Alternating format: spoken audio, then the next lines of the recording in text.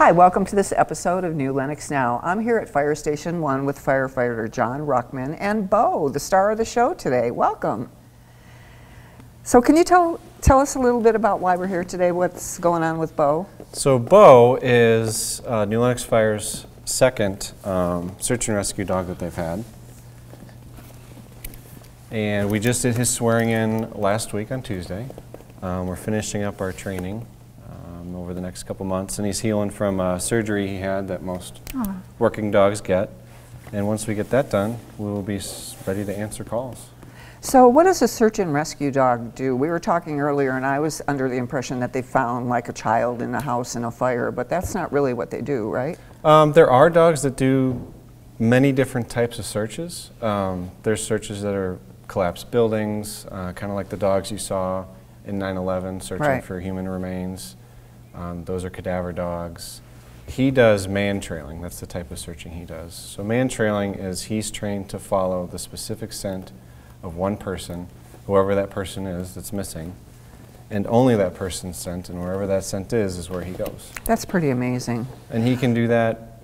That's the trail could be 6 hours old, 8 hours old, 24 hours old. Sometimes, depending on the circumstance with the type of dog and their experience, they can do weeks, sometimes months old trails. So I see a lot on the patch and on people's Facebook page that my niece is missing, blah, blah, blah. Is there a certain amount of time? Can they get a hold of the fire department and you guys could try and help them, or is that not something you do? We primarily work through government agencies, so if the local police department called us out to try and help find somebody, we would answer that call. So if they contact the police and say my niece is missing, then they would contact you folks and Bo? Absolutely. Okay.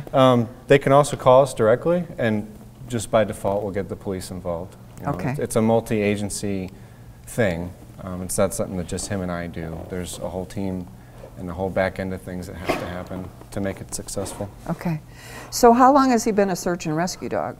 So officially he won't get certified as a search and rescue dog until later this year, but we've completed all our fundamentals and all our training required to get that certification. We started training when he was just 10 weeks old. That was in January of 23, so last year. So we've been at this, getting it ready to go, and also there's a lot I have to learn. Okay. So we've been working on that for a year now. And he's a bloodhound, correct? A bloodhound, yep, purebred bloodhound. How many search and rescue dogs are there, like, around in the area or in the United States or anywhere? There's only one other dog that does his job in Will County, and that's the county sheriff's department. Okay. Beyond that, there's no other resource like him in Will County.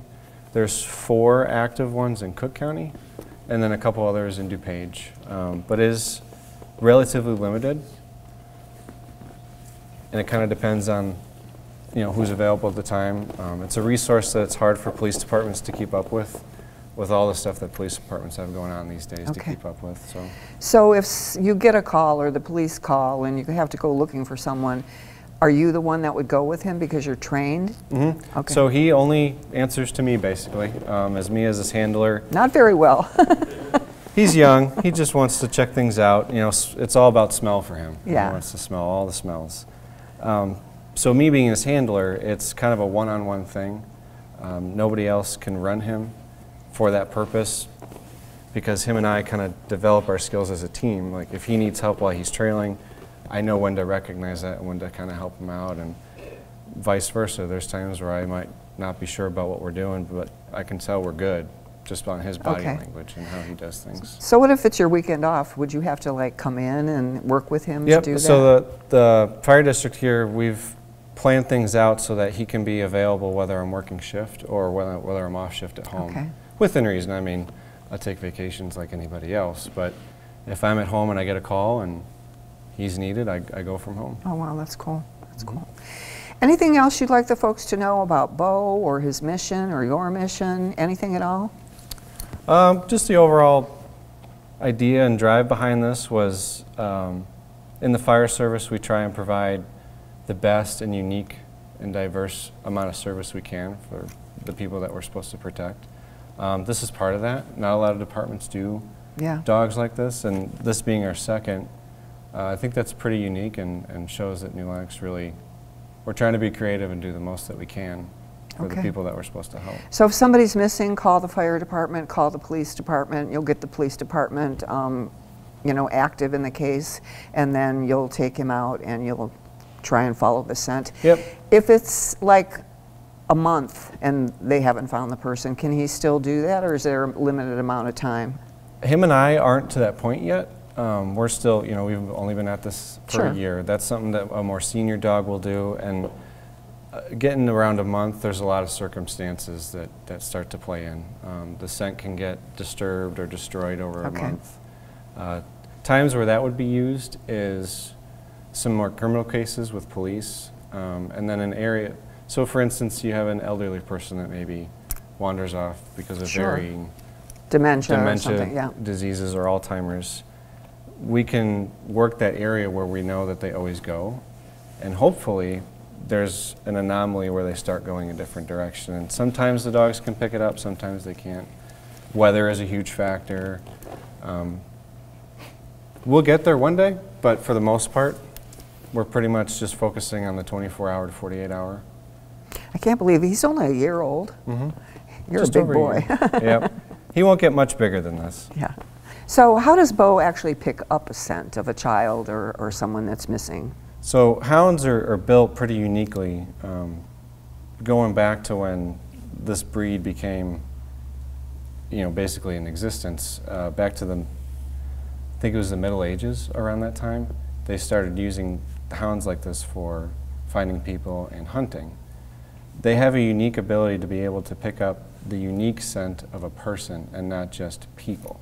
He knows the difference between you and me, or me and my daughter perhaps, because everybody's just a little bit different, and he's so sensitive to the differences in scent that he can be able to follow only that person.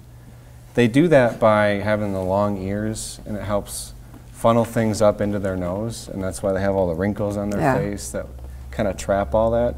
So a minuscule amount, we're talking parts per billion, he's able to detect. Oh, wow. And what he's actually smelling is the bacteria. Everybody's bacteria is slightly different from the other person, and that's what he's smelling. That's amazing, really. It's amazing.